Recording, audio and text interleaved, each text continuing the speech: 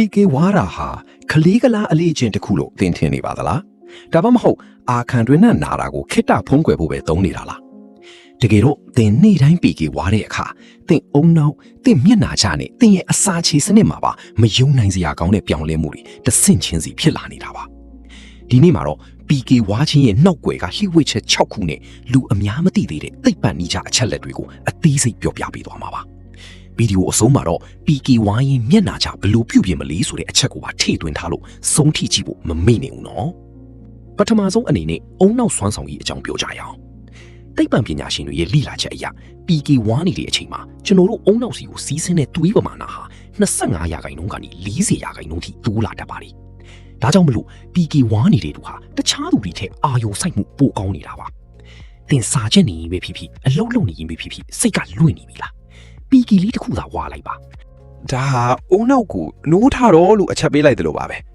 မှတ်ဉာဏ်ကိုတိုးတက်စေုံနဲ့မကပဲတုံ့ပြန်မှုနှုန်း reaction time ကိုပါမြန်ဆန်စေတာကြောင့်အားကစားသမားတော်တော်များများ PK ဝါတာကိုသင်တွေ့ဘူးမှာပါ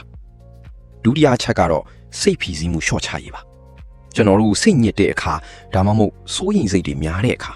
ခန္ဓာကိုယ်မှာကော်တီဆိုလို့ခေါ်တဲ့စိတ်ဖိစီးမှုဟော်မုန်းတွေမြင့်တက်လာပါတယ်အဲ့ဒီအချိန်မှာ PK ဝါပေးတာဟာအဲ့ဒီကော်တီဆိုပမာဏကိုတိတိတတ်တာလျော့ချသွားစေပါတယ်ဒါအပြင် PK ဝါတဲ့လှုပ်ရှားမှုကကျွန်တော်တို့ရဲ့အုံနောက်ကိုလုံခြုံမှုရှိတယ် AECC ရှိတယ်ဆိုတဲ့အချက်ပြမှုကိုပေးပါတယ်ဒါကြောင့်အရေးကြီးတဲ့လူတွေ့စစ်ဆေးမှုတွေမသွားခင်ဒါမှမဟုတ်စင်ပေါ်မှာစကားမပြောခင် PK ဝါပေးတာကတင်းရဲ့တုံလုံးမှုကိုထိန်းချုပ်ပေးနိုင်ပါလိမ့်မယ်ကဲဝိတ်ချခြင်းလူတွေအတွက်သတင်းကောင်းရှိပါတယ် PK ဝါတာဟာကိုအလီးချင်းလျှော့ချရမှာတစ်ဖက်တစ်လမ်းကကူညီပေးပါတယ်တကြားမပါတဲ့ sugar free PK ကိုဝါတဲ့အခါတင်းအုံနောက်ကတင်းတစ်ခုခုစားနေတယ်လို့ထင်မှတ်သွားပြီးဗိုက်စားတဲ့စိတ်ကိုရောကြစေပါတယ်အထူးသဖြင့်ညဘက်ဒီမှာမုတ်ခိုးစားခြင်းတဲ့စိတ်ကို PK ဝါပြီးတော့ထိန်းချုပ်လို့ရပါတယ်ဒါအပြင် PK ဝါတာကအစာအိမ်ထဲမှာအစာချီအင်ဇိုင်းတွေထွက်လာအောင်လှုံ့ဆော်ပြီးလို့အစာစားပြီးနောက်မှာဝါပြီးအစာကြီးညံ့မှုကိုပုံမှန်မြန်ဆန်စေပါတယ်ဒါပေမဲ့တတိထားရမှာကတော့ဗိုက်ထဲမှာဘာမှမရှိပဲအကြာကြီးဝါရင်တော့ acid များလာနိုင်တာကိုပါပဲနောက်ထပ်အရေးကြီးတဲ့အချက်ကသွားချမ်းပါရေးပါ PK ဝါတဲ့အခါသွားရည် saliva ထွက်တာပိုများလာပါတယ်အဲ့ဒီသွားရည်ထဲမှာပါတဲ့တတ္တုဓာတ်တွေကသွားကြွေလွှာကိုပြန်လဲအားဖြည့်ပေးပြီးအားခံတွင်းတွေကအန်ဒီရယ်ရှိတဲ့ acid တွေကိုခြေဖြတ်ပေးပါတယ်ဒါအပြင် PK ရဲ့အနံ့နဲ့အရသာကတင့်ကိုချက်ချင်းလန်းဆန်းသွားစေပါတယ်နေ့လည်းပဲထမင်းစားပြီးငိုက်မီးနေတဲ့အချိန်မျိုးမှာ PK တစ်လုံးဝါလိုက်တာဟာကော်ဖီတောက်တာနဲ့မချတဲ့လန်းဆန်းမှုကိုပေးနိုင်စွမ်းရှိပါတယ်နောက်ဆုံးအချက်ကတော့အခုခေတ်လူငယ်တွေအကြိုက်ဆုံးဖြစ်တဲ့ jaw line ခေါ်တဲ့မေးယူလှလှပိုင်ဆိုင်မှုပါ